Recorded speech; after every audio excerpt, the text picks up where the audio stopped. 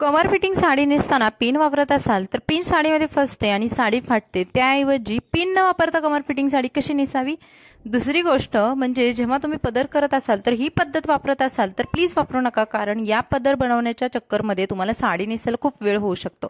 तर एकदम परफेक्ट साडी 2 मिनिटांमध्ये कशी नेसायची चला बघूयात। नमस्कार, पुन्हा एकदा स्वाती स्टाईल मध्ये मनापासून स्वागत। आज आपण बघणार आहोत आपण कोणत्या चुका करतो ज्यामुळे आपल्याला साडी नेसायला खूप वेळ होतो। तर साडी नेसताना सुरुवातीला आपल्याला एक गोष्ट करायची आहे, कोणतीही साडी असो, शिफॉन असो, जॉर्जेट असो, दररोजच्या ज्या मलमल प्रकारच्या साड्या असतात तर त्या साड्या नेसताना तुम्हाला सुरुवातीला एक गाठ बांधून घ्यायची आहे आणि ती गाठ तुमच्या उजव्या बाजूला पेटीकोट मध्ये खोचायची आहे आणि त्यानंतर साडी समोरून अशी खोचून घ्यायची आहे। आता जेव्हा आपण गाठ बांधतो त्या गाठीमुळे काय होईल की तुमचा जेव्हा निर्या करतात त्या निर्याच्या खाली जो साडीचा भाग येतो किंवा कधी कधी आतमधली जी प्लीट आहे साडीची तर ती निर्याच्या खालून बाहेर दिसते, हे होणार नाही। त्यामुळे आपल्याला गाठ बांधणं गरजेचं आहे। दुसरी गोष्ट, पाठीमागून साडी पूर्ण छान अशी प्लेन खोचून घेतल्यानंतर आता आपण बनवणार आहोत पदर। आता पदर बनवताना सुरुवातीला पदर असा आपण एकसारखा गोळा केला आणि नंतर आपल्या डाव्या खांद्यावरती आणून ठेवला। आता पदराची उंची ठरवताना ही गुडघ्याच्या नेहमी खाली असावी, हे प्रत्येक व्हिडिओमध्ये मी सांगत असते। यामुळे तुमची साडीमध्ये उंची जास्त दिसते आणि तुम्ही बारीक सुद्धा दिसता। आता पदर बनवण्याची ही जी पद्धत आहे तर ही प्लीज वापरू नका, कारण जर तुम्हाला 2 मिनिटांमध्ये साडी नेसायची असेल, दररोजसाठी आपल्याला टाइम सुद्धा तेवढा नसतो आणि खूप झटपट साडी नेसायची असते, अशा वेळेस ही जर पद्धत वापरली तर ही टाइम खाऊ किंवा वेळ खाऊ प्रोसेस आहे। त्याऐवजी तुम्ही काय करा की पदराची उंची आहे ती बरोबर गुडघ्यापेक्षा खाली आहे की नाही हे मोजून घ्या आणि त्यानंतर जिथे आपण पिनअप करणार आहोत, ब्लाउज सोबत साडी अटॅच करणार आहोत, तिथून त्या साडीच्या अशा छोट्या छोट्या हाताने प्लीट्स करून घ्या। म्हणजे तुमचा पदर हा अगदी 10 ते 15 सेकंदामध्ये तयार होतो। तर तुम्ही बघाल अगदी दोन्ही हाताने छान अशा प्लीट्स करून घेतल्या आणि हा झालेला आहे आपला एकसारख्या प्लीट्स दिसणारा पदर। याच्या खालून सुद्धा तुम्हाला कोणतीही प्लीट बाहेर दिसणार नाही, कारण वरची प्लीट आहे ती मी थोडीशी मोठी बनवली आणि आतमधल्या सर्व प्लीट्स या छोट्या छोट्या बनवून पदर हा ब्लाउज सोबत अटॅच करणार आहे। इथे एक छान पिन वापरून पदर आणि ब्लाउज मी सिक्युअर करून घेतलं आणि आता आपण बघणार आहोत ब्लाउज वरती येणाऱ्या प्लीट्स।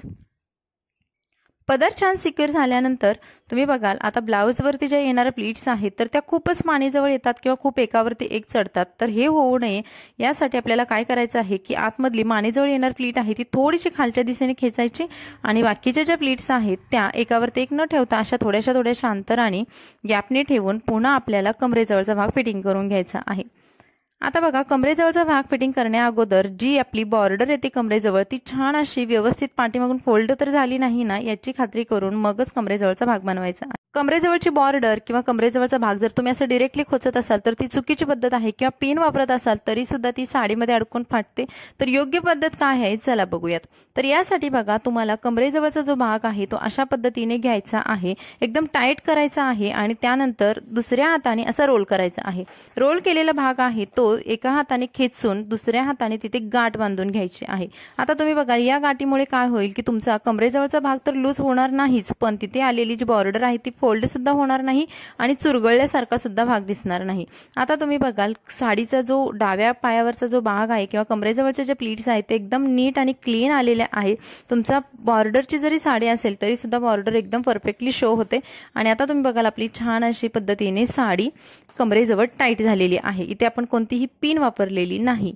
तर आता त्यानंतर आता आपण करूयात निर्या करण्या अगोदर पुन्हा सर्व साडी व्यवस्थित करून घेतली आणि आता निर्या करताना बघा मी दोन्ही बोटांचा कात्रीसारखा भाग केला आणि छान अशा निर्या करून घेतल्या। आता निर्या करताना तुम्ही एक मोठी एक छोटी अशा पद्धतीने करू नका, तर ती एकसारख्या असाव्यात, फक्त वरची निरी आहे ती मोठी असावी, कारण जर आपल्या उजव्या साईडचा जो साडीचा भाग एक्स्ट्रा राहतो त्यामुळे ही गोष्ट होऊ नये यासाठी आपल्याला वरची निरी मोठी करून नेहमीप्रमाणे निर्या एकावरती एक न ठेवता थोड्याशा गॅपने ठेवायच्या आहेत, म्हणजे प्रत्येक निरीमध्ये थोडंसं अंतर असावं आणि पुन्हा या सर्व निर्या खोचून घ्यायच्या आहेत। खोचून घेताना तुम्ही बेली बटन जवळ ह्या निर्या खोचून घ्या किंवा तुम्ही थोडंसं उजव्या बाजूला सुद्धा या निर्या सरकवू शकता। त्यानंतर आता तुम्ही बघाल की साडी एकंदरीत खूप सुंदर प्रकारे नेसली गेलेली आहे आणि हा आहे आपल्या साडीचा फायनल लुक। तुम्ही कशाही हालचाल कराल, दिवसभर कितीही काम कराल, कितीही धावपळ तुमची जरी झाली तरी साडी बिलकुल इकडे तिकडे हालत नाहीये। तर अशा पद्धतीने जर तुम्ही साडी नेसाल तर तुमच्या या छोट्या टिप्स छान प्रकारे वर्क करतात आणि साडी हालत सुद्धा नाहीये। आता दररोजची साडी जर तुम्हाला 2 मिनिटांमध्ये नेसायचं असेल तर या चुका टाळणं गरजेचं आहे। आता तुम्ही बघाल इथे ब्लाउजवरच्या ज्या प्लीट्स आहे, कमरेजवळचा भाग आहेत, एकंदरीत निर्या आहेत किंवा पाठीमागचा सुद्धा साडीचा भाग आहे, कुठेही फोल्ड होणं किंवा चुरगळणं किंवा एकावरती एक राहणं हे कुठेही घडलेलं नाही आणि तुम्ही अगदी कम्फर्ट साडीमध्ये राहू शकता। पदरासाठी जी आपण वापरलेली खास ट्रिक आहे ती सुद्धा छान प्रकारे वर्क करते आणि हा आपला आहे साडीचा पूर्ण लुक। तर मैत्रिणींनो, हा होता आजचा व्हिडिओ। तुम्हाला व्हिडिओ कसा वाटला कमेंट्समध्ये नक्की सांगा। व्हिडिओ आवडला तर प्लीज लाईक करा आणि हा व्हिडिओ प्लीज तुमच्या फ्रेंड्स फॅमिलीमध्ये शेअर करायला विसरू नका, जेणेकरून त्यांना सुद्धा अशा पद्धतीचे व्हिडिओज बघायला भेटतील आणि छान छान टिप्स सुद्धा समजतील।